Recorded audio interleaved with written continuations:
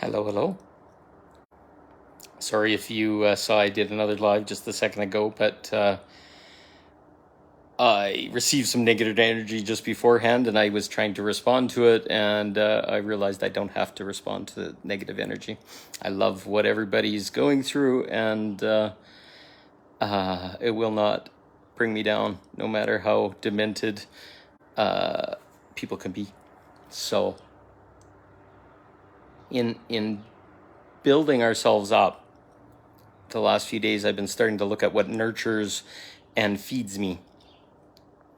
And had a beautiful conversation with a friend this morning where we talked about how we'd had to shed a whole bunch of people that we were unknowingly feeding, and they were kind of just enjoying the buffet. And there's been a lot of people that have friends that have passed through my life, and no anger or frustration or whatever, just they don't need to be in key, pivotal, vulnerable spots with me when they're not doing the same. And it's made me make a whole pile of choices lately of what I allow into my reality, and pruning friends list, different things the last little while. And I'm so happy I'm doing it, because I used to be part of all these like codependent communities where everybody said that they were spiritually aware and other things, but I felt afterwards that I was getting fed off of. I met some people, but there's a lot of people that with really closed energies, and I felt it was very one-sided, and I'm glad I'm now no longer part of them, and they kind of flow out of my life.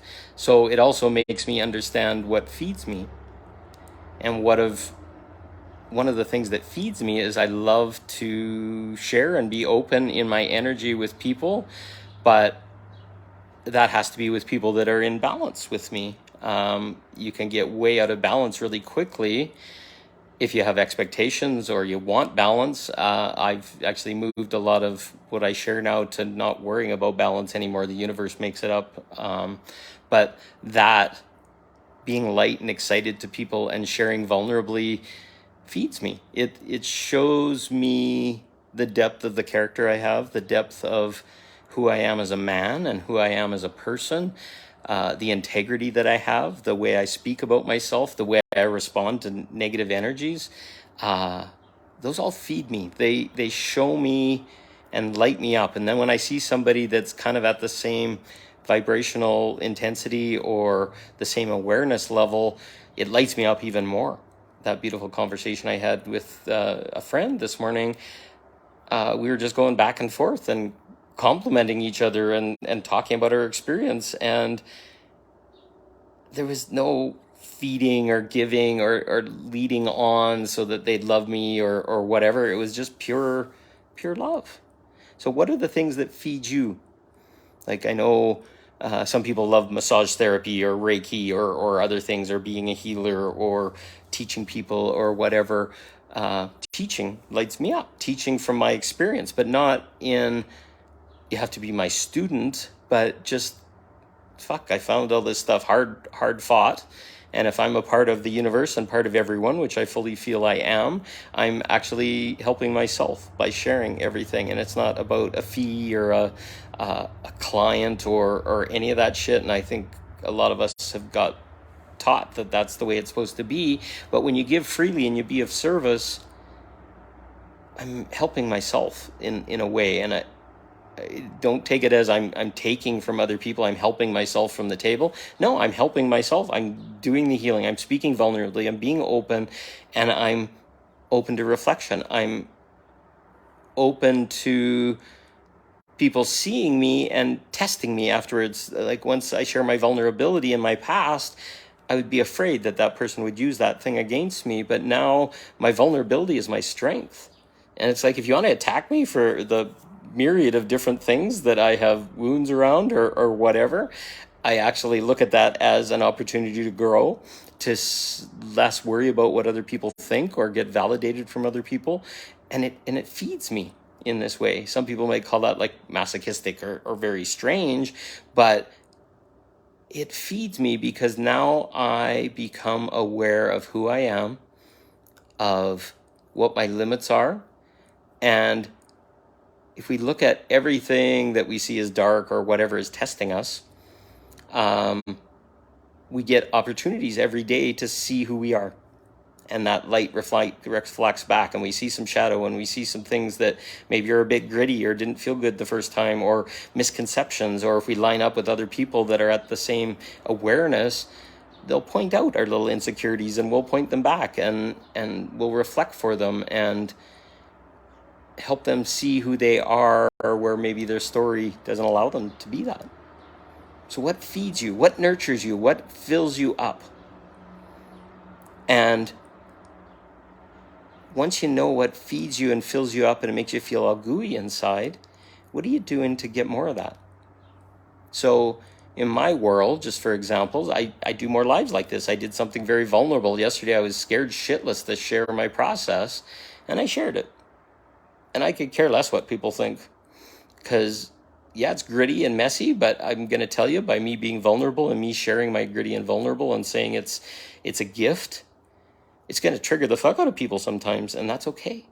But it also feeds me to know there's nothing hiding inside, or there's nowhere left to hide. And that I'll sit with whatever part of me shows up each and every time and hold space for it and love it and defend it and stand proud and be happy and light. When sometimes it's ugly and messy and there shouldn't be light and it should be uncomfortable. But by knowing that part of myself, it doesn't sneak up on me, it doesn't scare me, it doesn't challenge me when I least expect it. And I'm a fuller and more fed and more nurtured person. But after a while, that nurturing is coming from me. It's not about having friends that validate me and say, hey, you're awesome, you're doing good, and all this kind of stuff. All of a sudden, it's like seeing it in how people interact with me, how my children are, how I respond to stuff that shows up that's maybe gritty.